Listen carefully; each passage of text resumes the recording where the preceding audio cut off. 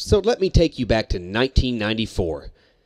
The era known as the NES was winding down, and the Super Nintendo was in full swing, with graphics and gameplay that were just amazing to see at the time. Seriously, I didn't think it was going to get any better than this. Unfortunately, I was still sporting the old gray box, as my parents nor myself could afford a Super NES. Well, this didn't sit well with me at all, as every one of my friends, and I mean every fucking one, had a Super Nintendo. I would go to my friend's house to see what new game for the Super NES they had, just to enrage me further when I had to go home to my primitive-ass NES console. Well, my mom, who actually felt bad for me, tried to cheer me up and went to a Blockbuster video store to rent an NES game she thought I might like. Little did I know that the game she rented for me would eventually be known as the second rarest licensed NES game in existence. Flintstones: Surprise at Dinosaur Peak for the Nintendo Entertainment System. Surprise at Dinosaur Peak was the second installment of the Flintstones NES franchise, created and published by Taito in 1994.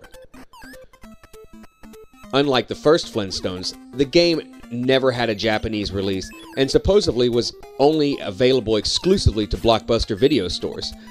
Surprise at Dinosaur Peak is your basic action platformer where you can control Fred or Barney as you travel across Bedrock to rescue Pebbles and Bam Bam. The graphics are decent and the gameplay is solid enough, but due to its late release, very few people have ever played this game. That is, unless you still owned an NES at the time because you couldn't afford a fucking Super Nintendo that all your friends had. Okay, anyways, so the value. Loose carts can range from $600 to $800 depending on condition.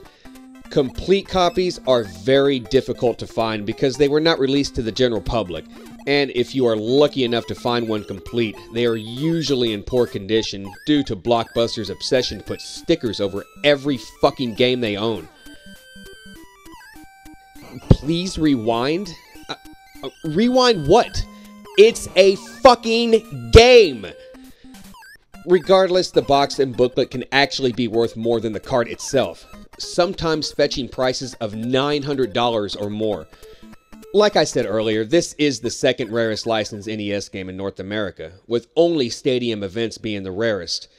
If you can't find or afford stadium events, then I would recommend starting with this one. eBay always seems to have one listed at any given time, plus it's a great conversation piece that definitely has a place in your NES library. And it doesn't hurt that it's actually not a bad game. Well, that about wraps things up. AIDS, rumors, and retro carts and more. See ya!